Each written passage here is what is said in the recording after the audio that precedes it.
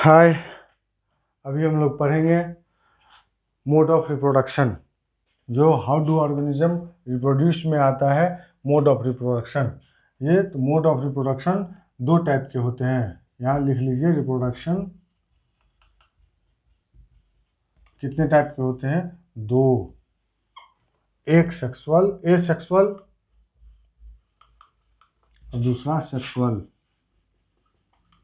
आपको बताए थे कि एसेक्सुअल में सिंगल पेरेंट्स होता है, इसमें डीएनए का रिप्लिकेशन होता है। गैमीट नो गैमीट फॉर्मेशन होता है, इसमें गैमीट नहीं बनता है, तो नो फर्टिलाइजेशन हुआ। अब चूंकि इसमें सिंगल पेरेंट्स होता है तो वेरिएशन भी है, लेस वेरिएशन दिखता है। ठीक है, इस चीज को आप लोग ध्यान में रखिए। अब है कि सेक्सुअल रिप्रोडक्शन, इसको मिटा देते हैं। सेक्सुअल रिप्रोडक्शन कितने टाइप का होता है? सॉरी, एसेक्सुअल रिप्रोडक्शन कितने टाइप का होता है? अभी हम लोग एसेक्सुअल को ही लेके चलेंगे। एसेक्सुअल तो एक नंबर में होता है इसका फिशन, लिख देते हैं यहां पर फिशन।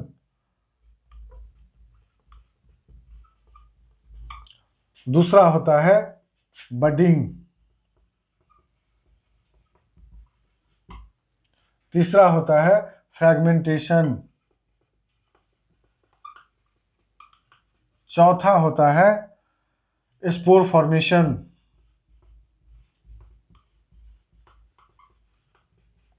और पांचवा होता है रीजनरेशन। इसके अलावा एक और होता है वेजिटेटिव प्रोपैगेशन। तो अभी हम लोग फिशन को लेके चलते हैं, एसेक्सुअल में फिशन को लेके चलते हैं। ये दो टाइप का होता है, बाइनरी फिशन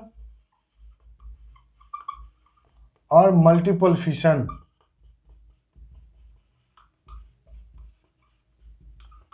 अभी हम बाइनरी को लेके चलते हैं, मल्टीपल को छोड़ते हैं।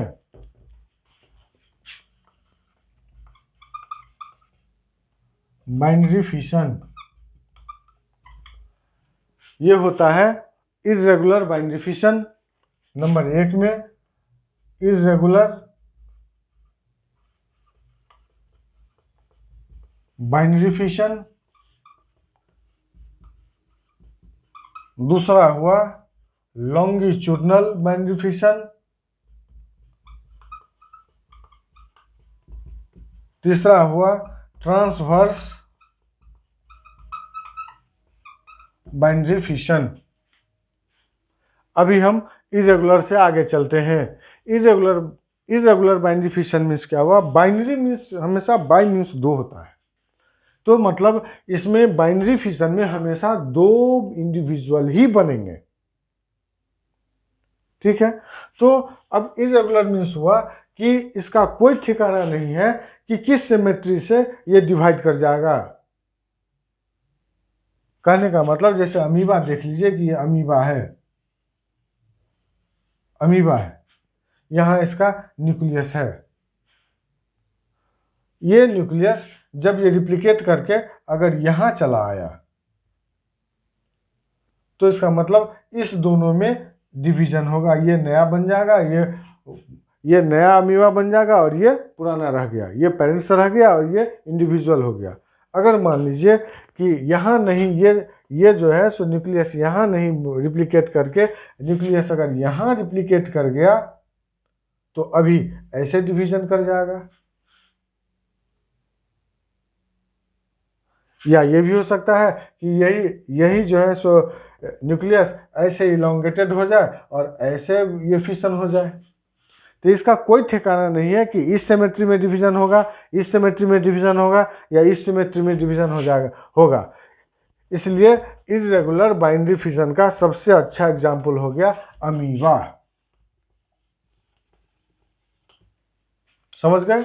दूसरा है longitudinal, longitudinal binary fission, means length में जब डिवीजन होगा तो उसको हम लोग लॉन्गिट्यूडनल बोलेंगे। ऐसा कहाँ देखने को मिलता है? तो ये हमको देखने को मिलता है लिस्मानिया डोनोफनाई में। तो लिस्मानिया का देख लीजिए, हम फिगर बना देते हैं।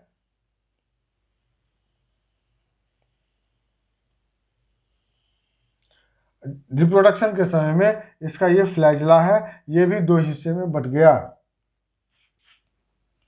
और इसमें डिवीजन ऐसे हुआ, ये लंबाई में डिवीजन हो गया। तो ये Leishmania डोनोफनाई, Leishmania,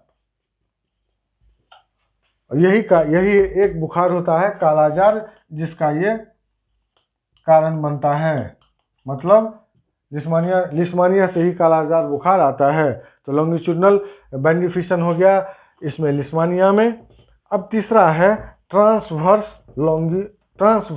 binary fission. Transverse, ये जहां पे परपेंडिकुलर डिवीजन होगा उसको हम लोग ट्रांसवर्स बोलेंगे और ये मोस्टली सिलिएट्स में होते हैं। तो सिलिएट्स किसको बोलते हैं? जिसके बॉडी पर सिलिया हो। जैसे मान लीजिए कि ये कोई एक बॉडी है, ये कोई एक ऑर्गेनिज्म है और इस तरीके का स्ट्रक्चर अगर निकला हो उसके बॉडी पर तो ये सिलिया कहलाता है। और ये पारामीशियम है, आप ये देख लीजिए पारामीशियम है, इसका ये न्यूक्लियस हो गया और इसमें डिवीजन होता है परपेंडिकुलर, इस तरीके से दो हिस्सों में बांट देता है। तो पारामीशियम जो है सो ट्रांसवर्स बाइनरी फिशन का सबसे अच्छा उदाहरण है। ठीक है। तो बाइनरी फिशन में 3 टाइप का होता है, वो बता दिए, ये इरेगुलर, लॉन्गिट्यूडनल एंड तीसरा में ट्रांसवर्स। अब हो गया फिशन में एक रह गया मल्टीपल फिशन। मल्टीपल फिशन, इसमें क्या होता है कि कोई एक सेल है, इसके अंदर न्यूक्लियस है, यहां कंटिन्यूस डिवीजन के बाद बहुत सारे सेल बन गए अंदर में। ये ईच जो इस तरीके से हम सेल बना रहे हैं, सो ईच सेल है, सभी में ये न्यूक्लियस है। और ये किस में है? तो प्लाज्मोडियम वाइवेक्स। क्या है? प्लाज्मोडियम। इसमें क्या होता है, ये इस तरीके से डिवीजन के बाद कहीं से ये शीथ ब्रेक किया और हर जो सेल है सो एक नया पारामीशियम बन गया। हर सेल एक नया पारामीशियम बन गया है। तो ये इस तरीके से ये हो गया मल्टीपल फिशन। किसमें हो गया? तो पारामीशियम में। अब आइए एसेक्सुअल रिप्रोडक्शन का दूसरा टाइप, जिसको हम लोग बोलते हैं बडिंग। बडिंग में क्या होता है, नाम से जाहिर है कि बड लाइक स्ट्रक्चर एक निकलता है।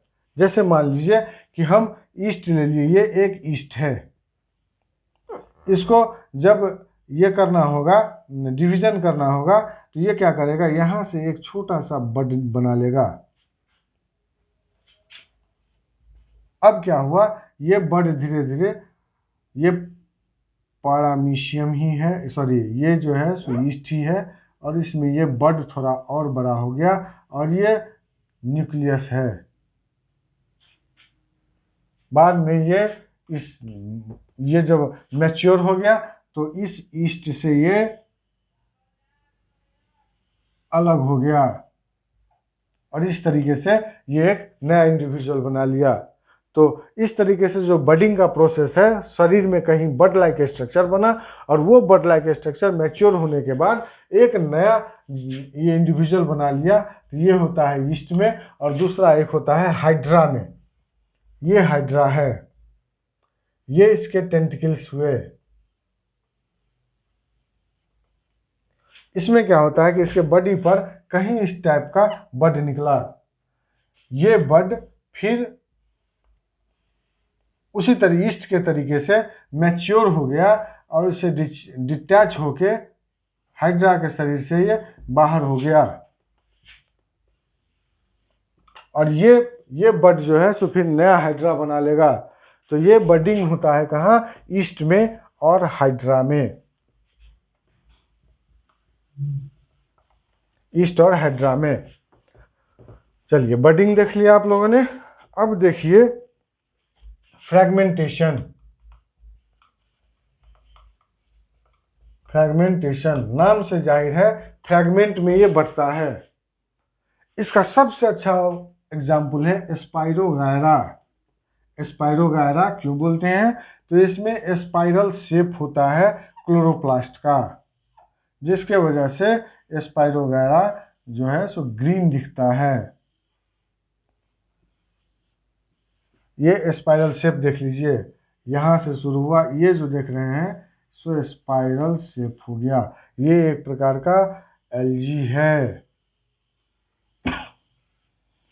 इसी स्पाइरल शेप के नाम कारण इसका नाम स्पाइरोगायरा पड़ा। और ये जो बीच में देख रहे हैं इस तरीके का, ये हो गया सेप्टा। जब इसको डिवीजन करना होता है तो इसी सेप्टा से ये फ्रैगमेंट में टूट जाता है। ये सेप्टा हुआ, यहाँ से ये टूट गया, ये सेप्टा हुआ, यहाँ से टूट गया, और इस फ्रैगमेंट जो है सो एक नए स्पाइरोगायरा को जन्म देता है। ठीक है, इस स्पाइरल या हेलिकल शेप ऑफ क्लोरोप्लास्ट के कारण इसको हम लोग बोलते हैं फिलामेंटस क्लोरोफाइट।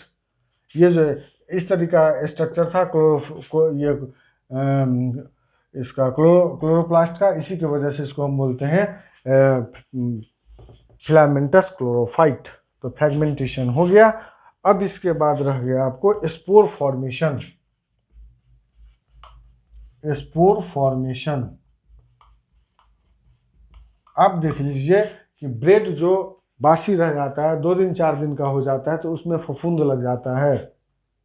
तो स्पोर फॉर्मेशन कहाँ होता है, हर टाइप के फफूंद में।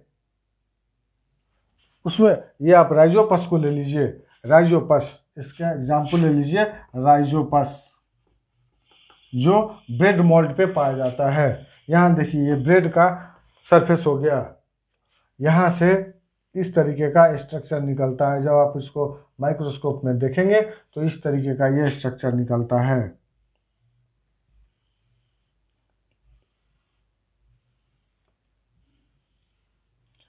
ये हो गया स्पोर, ये हो गया स्पोर, ये हो गया स्पोर। यही स्पोर जब इसमें से टूट के निकलता है तो ईच स्पोर जो है सो नए राइजोपस को जन्म देता है, न्यू इंडिविजुअल को जन्म देता है, जिसमें इस हिस्सा को हम लोग बोलते हैं स्पोरेंजियोफोर। इसको बोलते हैं स्पोरेंजियम, स्पोरेंजियम। और इस टाइप का यहाँ नेटवर्क रहता है, जिसको हम लोग बोलते हैं हाइफा। ये क्या होता है, तो body of fungus, body of fungus. Haifa को हम लोग बॉडी ऑफ फंगस बोलते हैं। तो यही स्पोर जो है सो न्यू इंडिविजुअल को जन्म देता है। अब आ जाइए, एक और है रीजनरेशन। रीजनरेशन,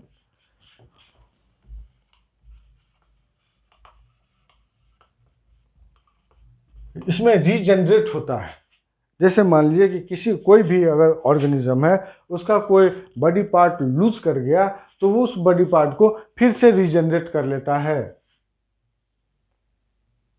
जैसे कि आप ये देखिए ऑक्टोपस में टेंटिकल होता है, अगर उसका एक टेंटिकल टूट जाए तो फिर वहाँ से टूटा हुआ से वो नया टेंटिकल निकल जाएगा। छिपकली का पूंछ होता है, टूट गया फिर वो पूंछ रिक्रिएट होता है।